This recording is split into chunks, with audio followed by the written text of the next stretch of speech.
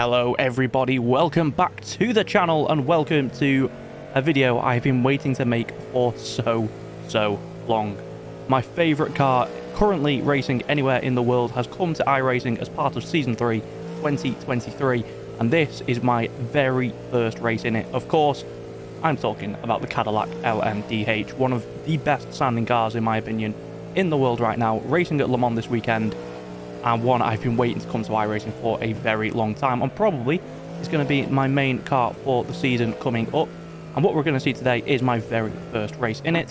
Now, bear in mind, this is a week 13 race, it's a fixed setup, so take everything with a little bit of pinch of salt in terms of the handling model, because of course when we get setups on it will feel slightly different.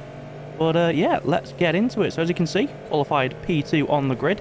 Me and the guy on pole were very close together, so it bodes quite well for an exciting race. We do have a BMW LMdH right behind us on the grid, and that will be the case if you are choosing to drive this car this season in IMSA and in the ESS endurance races. If you're in A-Class, the Cadillac will be joining the BMW in that, with the new car count rule being up to 9. But as you can see, we've gone green, and I'm just going to give you just a couple of seconds to listen to how good this car sounds.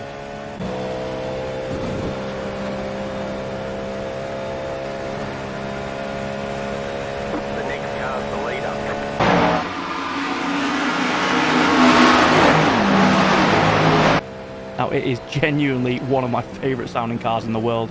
We come into La Source, you can see a little bit of a argy-bargy going on behind us.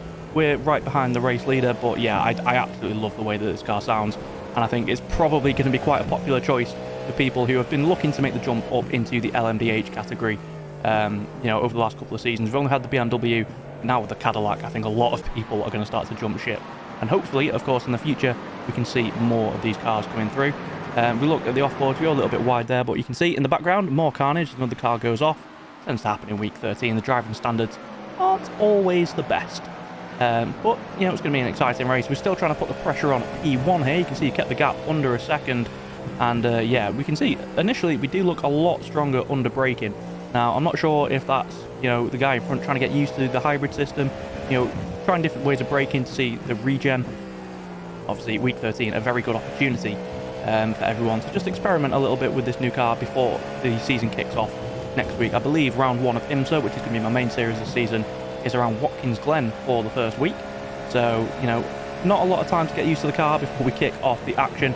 But as we come down through Blanchimont, you can see we're actually right in the slipstream now, really gaining. And you're going to see that prowess under braking that I mentioned. We're gaining right up. I didn't even mean to go for a move here, but I just had to in the end because closing speed got a little bit too much, and that is us up into the lead of the race. So only one lap in, and we are leading in the Cadillac. Very happy with that. What is it like to drive? That's, you know, one of the most important things I think a lot of people are going to want to know. If you haven't bought the car yet, you've not driven an LMdH car before, what is it like? And just by looking at it, this car relies heavily on its downforce in the way that it creates lap time. So if you're used to GT cars or some of the slower vehicles on iRacing, it is going to take quite a lot of adjustment. And even compared to cars such as the LMP2, which is what I drove last season, there was an initial bit of, you know, tweaking to my driving style that I did have to do. Now obviously with the downforce, that means trail braking. It becomes so important with this car. You can't get away with, you know, just keeping the brake pressure 100% the whole time. You have to get used to that trail braking. Releasing the brake as the speed bleeds off is very important, especially, you know, towards the lower end of the speed. You can really feel the downforce come off. It's very susceptible to locking, especially in, you know, around third gear when you're coming down the gears. That's generally what I found, but like I said, that is on a stock setup and only around Spa. So, you know, do bear that in mind. With a proper setup on, you know, it may feel a little bit different, but the trail braking and braking in general is something that takes a little bit of getting used to, because obviously high downforce, you can brake super hard early on into the corners, but you do really need to bleed that brake off as you start to go through them. Corner exit, as you can imagine, with it being a top class sports car, incredible amounts of traction. You can really slam on that throttle pedal a lot earlier than you think you can, to be honest. That was another thing that did take a little bit of adjustment from my driving in the LMP2 over the course of the last season. Just the amount you can slam on the throttle nice and early. Again, like I said, with the default setup, probably will be a little bit harder when you get, you know, the sweaty esports setups on, and some of the ones from setup shops try and make you go a little bit quicker to increase the rotation. You might have to adjust that a little bit, but on the default setups, honestly, the car feels incredible under power and really slam it on. Very, very, very rarely loses the rear end under traction, other than in first gear. Not quite sure why that is. The first gear just feels extremely short on this car, so you really have to manage the throttle in first gear, but after that, upshift into second, you can pretty much slam the throttle on and have absolutely no worries at all. Now, one of the big differences between the Cadillac and the BMW LMdH, which is already in the game, is the hybrid system. The Cadillac, I believe you can change that a few times per lap, which mode you want to have the deployment hybrid in, sorry. You know, with build, or you can go into attack mode, you can no deploy, you can keep it on balance. The Cadillac, you have the same mode, but you can only change it once per lap, and the change happens at start-finish line. So the way you're going to have to manage the battery is going to be quite different in the Cadillac. You have to plan out, you know, a lap or so ahead if you're going to want to make a move, because you can only change it at the start-finish line and only once per lap. You don't want to be changing it too often, you know, putting it into no deploy, for example, because you're going to have an entire lap where you're going to have no battery deployment. So it's a little bit of a change in the way that the hybrid system works compared to the BMW. So it's going to be an interesting tactical battle between the two cars, I think, especially in, like I said, the IMSA and the ESS races with some of the higher level drivers. Working out the best strategy on how to use that is probably going to be a very, very key factor. Now, on the battery pack, like I mentioned, obviously, while you can only change it once per lap, it does appear from, you know, I've spoken to a few people who drove LMDH cars last season, drove the BMW, were a bit more sort of aware of how it works. From what they're saying, the Cadillac's battery system is actually much more efficient. It drains a lot slower, probably as a sort of balancing due to the fact, like I said, you can only change it once per lap. It would make sense that the battery pack would have, you know, little changes, little differences car to car, and it's going to be interesting to see how that balances out straight away. Like I said, Watkins Glen the very first week in a couple of days' time, so it'll be interesting to see, especially from my end, how that is going to affect things. Now, if we go back into the racing action, now you can see a little bit of oversteer there coming out of turn 1. We did set the fastest lap of the race there. I believe that's actually the fastest lap I managed to set around Spa the entire time that this was the active race. So a pretty decent lap time there, and we are, you know, just starting to keep the gap a little bit balanced behind. Now in this race, as you'll be able to see from some of the off-board shots, we do actually have a BMW LMdH in P3. And it was keeping up a pretty decent pace with us. Now, I'm not sure if that's going to be down to, obviously, the driver being much more experienced in the LMdH car than we are, because like I said, this is literally the first race I actually managed to do in the Cadillac. So it might be a little bit of that, but it does bode well that the BMW and the Cadillac do seem to be quite well balanced at the skill level, and like I said, on stock setups. Once we start getting the proper setups on, the setup shops start doing their magic, obviously it might change a little bit, but at the minute, doesn't seem to be too different, in my opinion, between the Cadillac and the BMW. Now, obviously the big question that you're all going to want to know, is it worth it? Should you spend your money on the Cadillac LMdH right now? And I think it depends. If you already have the BMW, you know, and you're confident with it, I'd probably say no, just because, you know, it's not going to be massively different. You've already got the BMW car, and, you know, spending another, you know, $12 or whatever it is in your area for the Cadillac, you know, it's maybe not the best investment. Obviously, if it's a car that you love, like myself, then absolutely, I'd probably buy it anyway. But it's an interesting one for those who maybe haven't got an LMdH car, because it very much depends, I think, on where you're coming from. I think if you are someone who's driven the LMP2 car over the last couple of seasons, I know there's quite a big community people driving the LMP2, I think this probably is the right time to take that step up and to drive the LMdH, purely because I personally think this is going to be the best one. I think realistically, looking to the future of, you know, what cars are going to come, we probably will get the Porsche LMdH, because I know it has been scanned.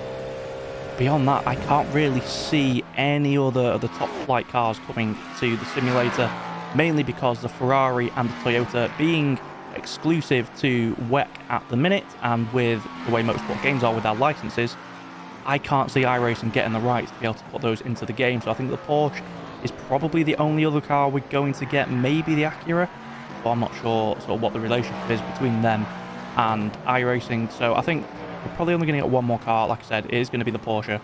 And in my opinion, obviously I am a bit biased because I love this car. I think this car probably is going to be the best LMDH, purely in terms of being able to drive it and listening to that incredible sound lap after lap after lap. Now, just quickly looking at the race, you can see here coming up behind one of the new LMP3 cars. I have bought this. I've not done any content on it yet, so let me know if that's something you want to see. You can see the closing speed between those cars is absolutely insane. It's interesting to note, though, that through some of the lower speed corners, actually, the LMP3 car was about as quick as the LMDH in this race, which was surprising in some ways and not so in others, because these cars don't really work too well at low speed corners. The LMDH, especially the Cadillac from what I've tested, feels incredible through the high speed stuff. It's maybe a little bit more understeery than you'd imagine, but again, like I said, that's probably just due to it being on a stock setup. I thoroughly enjoyed the way the car drove. Obviously, the braking zone's a little bit longer for LMP2 compared to LMP2, sorry. So, like I said, if you are someone coming from LMP2, you want to take that step up. That is one of the things you are going to have to get used to. The braking is ever so slightly different. But if you are looking to jump up from LMP2, I think now is probably the right time. But what about you GT drivers? Is this the car for you? Honestly, I'd say probably not. Having driven the GT cars in previous seasons before taking the step to LMP2 last season and then into the LMDH this season, it is quite a big adjustment class to class. And I'd say especially if you're going straight from a GT car straight into the LMDH, it is a massive change in driving style. The way that the cars feel, the way the cars brake especially, is so different. I'd probably recommend actually driving the LMP2 for a season first, just to sort of get used to the way that the downforce cars feel in iRacing. It is a very different sensation.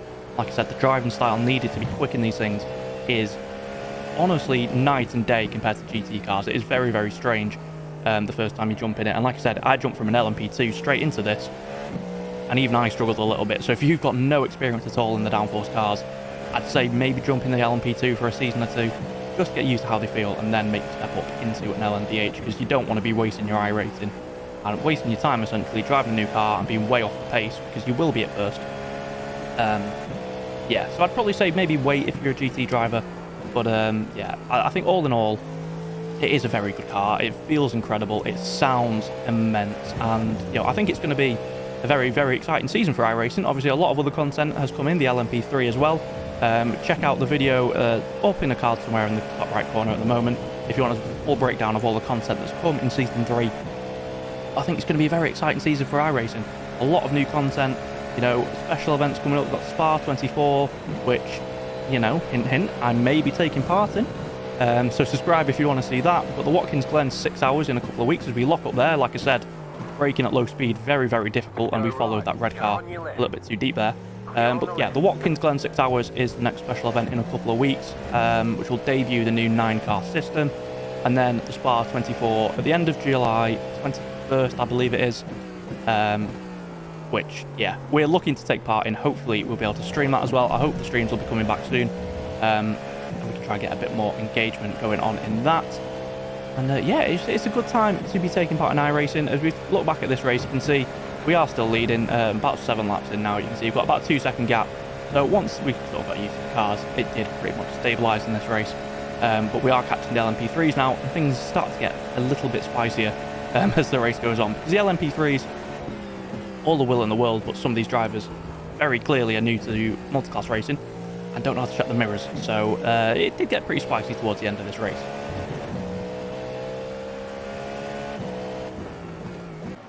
Now, to go a little bit off topic, I do have to say a massive thank you recently on the amount of support on the channel. We are actually incredibly close to hitting 2,000 subscribers. I'm not quite sure how that's happened, but if you aren't subscribed and you have got to this far in the video, please do consider hitting that subscribe button. We're doing weekly videos on iRacing now, as you can see from the last couple of weeks. So hopefully, if you're enjoying it, hit subscribe. We've got more videos on the way. Like I said, live streaming should hopefully be making a return to the channel over the next few weeks, and especially in the run-up to the Spa 24, which we'll be streaming the entire 24 hours of, which is going to be pretty mental. So if that sounds like something you want to watch, then please do hit the subscribe button. You can see, as I mentioned, we've caught up to an LMP3 at a really bad point of the circuit here. You really want to be going as close to full throttle through there as you can. We had to lift off massively. and that's going to put us under pressure. We've got a lapped car behind us, and then I believe second place is just behind them. So, you know, we're starting to get under a little bit of pressure now. I believe this is the white flag lap. The next lap should be the final one. Sorry, the next lap should be the white flag one then. No idea what I'm on about. But yeah, as we come into the braking zone, getting it to stop nicely. Like I said, we did start to get used to the way the car feels when we're braking towards the end of the race. You saw there what I was speaking about the rear end traction in first gear. You really can't slam on the throttle as much as you think you can first, because it does feel like a very, very short gear. It's very torquey, and the car will just snap once again. Perfectly demonstrated. It's almost as if I knew that I'd be making a video on this, wasn't it? We're on the final lap of the race now. I think, you know, we're pretty comfortable. We do have another car as sort of a buffer behind us. One of the LMDHs that got, I think, taken out on the first lap. We've got a little bit of a buffer, so we just need to bring it home safely. What could possibly go wrong? But yeah, back to what I was saying. Thank you for the support. Hit subscribe if you are enjoying the content, and we're going to have plenty more of it coming up. You know, I'm not sure what should I do my next video on. Should we go in the LMP3? Sorry. Should we take a look at the new Porsche GT? You know, there's a lot of stuff that we can make videos on, and of course, I'll be trying to make content on the LMDH. As you can see, we nearly rear-end one of the LMP3s there, just dawdling in the middle of the circuit. We've got one of the lap cars now trying to go around the outside. No idea what he's trying to do.